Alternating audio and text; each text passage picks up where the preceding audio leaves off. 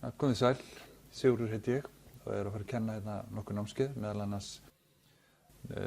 kynningu á InDesign og Illustrator saman, kynna hvað er nýjast að gerast í þeim forritum og þetta á að vera svona létt einskvölds námskeið og ég ætla nú að byrja á því að sýna hérna smá brellu úr Illustrator til að gefa svona smá hugmyndum hvað við förum í. Ég er með hérna teikningu af litlum dreng sem er kallaður Gosi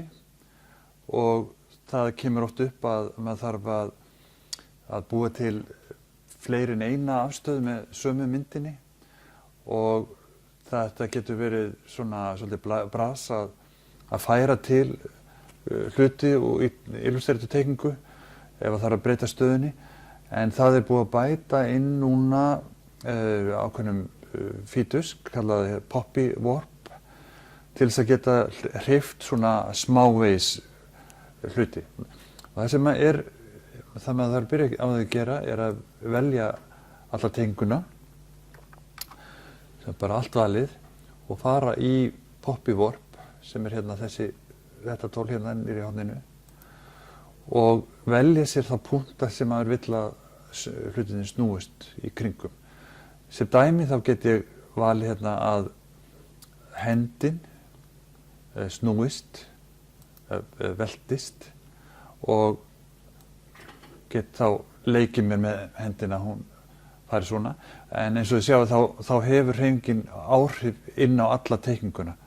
sem er náttúrulega svona svolítið mennst í staðinn fyrir spýtukallalegt. Ef ég held áfram með þessa teikningu sem slíka þá get ég bætt við punkti hérna til dæmis á hálsinn og höfuðið og valið svo einhver punkt á höfðinu sem ég get þá velt og þið sjáðu ég get stækka og minnka aðeins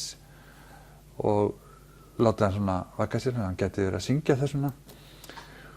Og það væri hægt að bæta á hérna nefið kannski líka, eftir hvað hann lýgur mikið.